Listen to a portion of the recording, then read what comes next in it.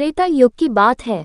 सरयू नदी के किनारे कौशल नाम का एक प्रसिद्ध राज्य था, जहां आज के पुत्र राजा दशरथ राज करते थे।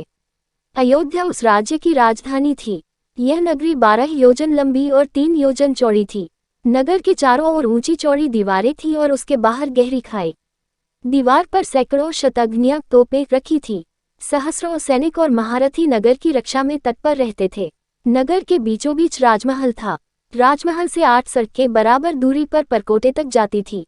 नगर में अनेक उद्यान, सरोवर और क्रीड़ा गृह थे। ऊंची ऊंची अट्टालिकाएं थीं, जिनमें विद्वान, शूरवीर, कलाकार, कारीगर और व्यापारी रहते थे। घर घर में लक्ष्मी का निवास था। बाजार अच्छी से अच्छी वस्तुओं से भरे रहते थे। नगर के लोग स्वस्थ और सदाचारी थे। कुल मर्यादा के अनुसार सभी अपने धर्म का पालन करते थे। सभी जगह शांति, पवित्रता और एकता का वास था। राजा दशरथ बड़े प्रतापी और सदाचारी थे। सगर, रघु, दिलीप आदि अपने पूर्वजों की तरह उनका भी यश चारों ओर फैला हुआ था। 8 सुयोग्य मंत्रियों की सहायता से वे राजकाज चलाते थे। इन मंत्रियों में सुमंत मुख्य थे। मंत्रियों के अतिरिक्त वशिष्ठ, वामदेव, जाबाली आदि राजपुरोहित भी राजा को परामर्श देते थे। इनकी सहायता से राजा सदा प्रजाहित के कार्यों में लगे रहते थे।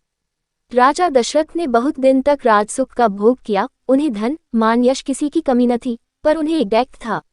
उनको कोई संतान न थी। जीवन उन्हें सुनासा लगता था। उनकी रानियां कौशल्या, सुमित्रा और कैकेयी भी इस कारण दुखी रहती थी। राजा ने इस विषय में अपने मंत्रियों और पुरोहित से बात की।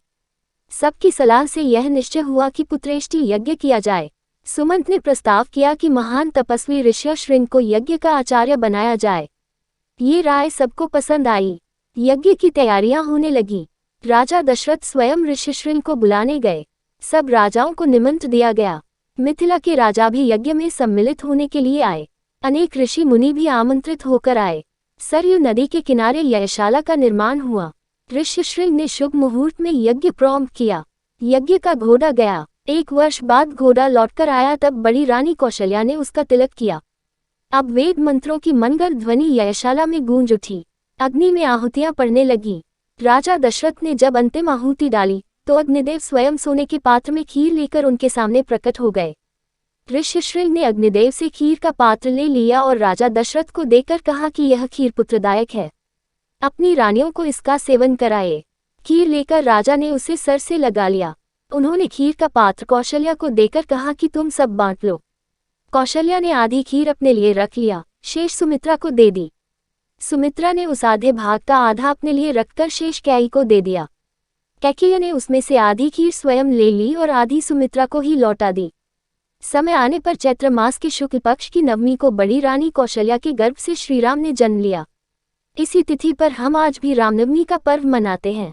मंझली रानी सुमित्रा के 2 पुत्र हुए, लक्ष्मण और शत्रुघ्न। कैकेयी के एक पुत्र हुआ, उसका नाम भरत रखा गया। रखा ने बड़ी धूमधाम से पुत्रोत्सव मनाया। राजमहल में मंगलाचार होने लगे और स्त्रियां बधाइयां गाने लगी। देवताओं ने फूलों की वर्षा की। अप्सराएं नृत्य करने लगी। राजा और प्रजा के हर्ष का ठिकाना न रहा। चारों राजकुमार बड़े सुंदर थे। धीरे धीरे वे बड़े हुए और साथ साथ खाने खेलने लगे। चरों में बड़ी प्रीति थी। लक्ष्मण राम के साथ अधिक रहते और शत्रुघ्न भरत के साथ। चरों भाई जब अयोध्या की गलियों में खेलने निकलते, तब उन्हें देखकर ठगे से रह जाते। राम के रूप में अद्भुत आकर्षण था। उन्हें जो देखता, वह देखता ही रह जाता।